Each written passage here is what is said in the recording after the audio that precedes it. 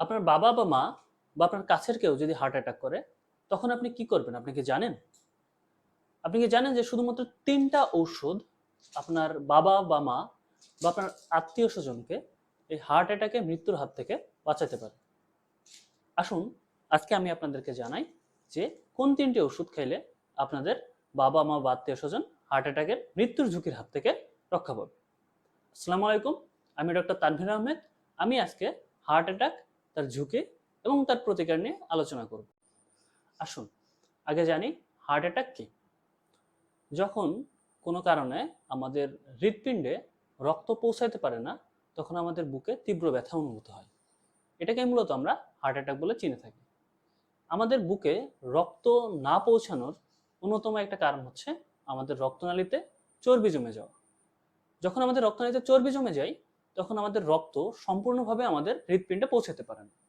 যখন আমাদের হৃৎপিণ্ডে পর্যাপ্ত পরিমাণ রক্ত না পৌঁছায়, তখনই মূলত আমাদের বুকে ব্যথা অনুভূত হয়। তাহলে এই অবস্থাতে আমাদের করণীয়টা কি? যেটা বলছিলাম যে কেবলমাত্র ৩টা ঔষধ আপনাকে পারে এই হার্ট অ্যাটাকের তীব্র ব্যথা এবং যে মৃত্যু ঝুঁকি আছে সেটা অনেকাংশেই কমিয়ে নিয়ে আসতে।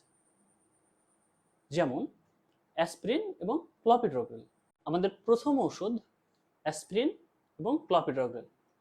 বাজারে এগুলা লোপিরেল প্লাস, অ্যানক্লক প্লাস এইসব নামেই পাওয়া যায়। সাধারণত এগুলা ৭৫ মিলিগ্রাম স্ট্রেন্থে বাজারে অ্যাভেলেবল আছে। তবে আমাদের হার্ট অ্যাটাকের ঝুঁকি কমানোর জন্য এবং হার্ট অ্যাটাক থেকে মৃত্যু ঝুঁকি কমানোর জন্য ৩০০ মিলিগ্রামের প্রয়োজন। অর্থাৎ এই ৭৫ গ্রামের ওষুধ ৪টা আমাদেরকে একবারে খেয়ে ফেলতে হবে। এখন আসি খাবার নিয়ম। কিভাবে খাবেন? এই ওষুধগুলা আমাদেরকে চিবিয়ে বা গুঁড়ো করে খেতে হবে। চিবিয়ে বা গুঁড়ো করে খাওয়ার কারণ হচ্ছে যাতে এটা আমাদের বডিতে তাড়াতাড়ি অ্যাবজর্ব হয়, খুব দ্রুত যাতে এটার ইফেক্ট আমরা পেয়ে থাকি। এখন আসি যে এটা কিভাবে কাজ করে।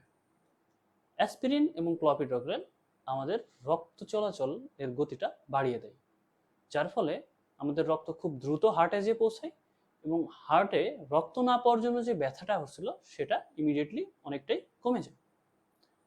এবার আসি আমরা আমাদের দ্বিতীয় ওষুধে। আমাদের দ্বিতীয় ওষুধ অ্যাটোরভাস্টেটিন গ্রুপের ওষুধ, অ্যাটোরভা 40। এটা অ্যাটোভার 10 এমজি, অ্যাটোভার 20 এমজি এবং অ্যাটোভার 40 এমজি স্ট্রেন্থে পাওয়া যায়। যদি 10 এমজি স্ট্রেন্থে নেন তাহলে 4টা, 20 এমজি স্ট্রেন্থে নিলে 2টা এবং 40 এমজি স্ট্রেন্থে একটাই যথেষ্ট। এখন আসি এটা কিভাবে কাজ করে। অ্যাটোরভাস্টেটিন মূলত আমাদের রক্তনালীতে যেই চর্বিগুলো থাকে সেই চর্বিগুলোকে স্থিতিশীল করে, যার ফলে যখন রক্ত বাহিত হয়ে আমাদের হার্ট পৌঁছায় বা হৃৎপিণ্ডে পৌঁছায়, তখন এই চর্বি যাতে আরেক জায়গায় যেয়ে জমা না হয় সেই কাজটাই মূলত এই অ্যাটোভা 40 এমজি বা অ্যাটোরভাস্টেটিন গ্রুপের ওষুধটা করে থাকে। আমাদের পরবর্তী যে ওষুধ সেটা হচ্ছে নাইট্রোগ্লিসারিন স্প্রে। বাজারে এটা জিটিএন স্প্রে নামে পাওয়া যায়। এটা আমাদের জিহ্বার নিচে 2 চাপ দিলে এটি সাথে সাথেই মূলত কাজ করে থাকে। এটি আমাদের রক্তনালীর প্রসারণ ঘটিয়ে হৃৎপিণ্ডে রক্ত চলাচল বাড়িয়ে দেয়, যার ফলে রক্ত চলাচল না করার কারণে যে বুকে ব্যথাটা হচ্ছিল সেটা খুব দ্রুতই কমে যায় এবং আমাদের যে রোগী সে খুব দ্রুতই স্বস্তি অনুভূত করে। এবার আসি হার্ট অ্যাটাক হয়েছে এটা আপনি নিশ্চিত হবেন কিভাবে। আসলে সিমটম দেখে নিশ্চিত হওয়া সম্ভব না, তবে কিছু সিমটম দেখে আমরা অনেকটাই নিশ্চিত হতে পারি যে হার্ট অ্যাটাক হয়েছে। সেগুলা কি? বুকের ভিতরে এক্স্যাক্টলি বুকের মাঝখানে প্রচন্ড ব্যথা হবে এবং সে ব্যথাটা বাম কাঁধ, বাম হাত এদিকে ছড়িয়ে পড়বে। এছাড়া রোগী প্রচন্ড পরিমাণে ঘামতে থাকবে, রোগীর শ্বাসকষ্ট শুরু হবে। এই সিমটমগুলো দেখলে আপনি বুঝতে পারবেন যে রোগী হার্ট অ্যাটাক করছে। তবে হার্ট অ্যাটাকের ব্যথাকে আমরা আমাদের ভাষায় এইভাবে বর্ণনা করে থাকি যে রোগীর এতই বেশি বুকে ব্যথা হবে যে রোগী মনে করবে যে রোগী এখনই হয়তো মারা যাবে। যদি এই সিমটমগুলো দেখে থাকেন তাহলে আপনি মোটামুটিভাবে নিশ্চিত হতে পারবেন যে আপনার রোগী হার্ট অ্যাটাক করেছে। ঠিক এই লক্ষণগুলো দেখলে আপনি সাথে সাথেই দেরি না করে 4টা অ্যাসপ্রিন এবং ক্লপিডগ্রেল 75 মিলিগ্রাম গুঁড়া করে অথবা চিবিয়ে তাকে খাওয়িয়ে দেবেন, এবং সাথে একটা অ্যাটোভাস্টাটিন 40 mg এবং সাথে জিটিএন স্প্রে 2 চাপ জিহ্বার নিচে দিয়ে দিবেন। আশা করা যায় এতে রোগীর অবস্থা অনেকটাই উন্নতি হবে এবং আপনি পর্যাপ্ত সময় পাবেন রোগীকে হাসপাতালে নিয়ে যাওয়ার জন্য।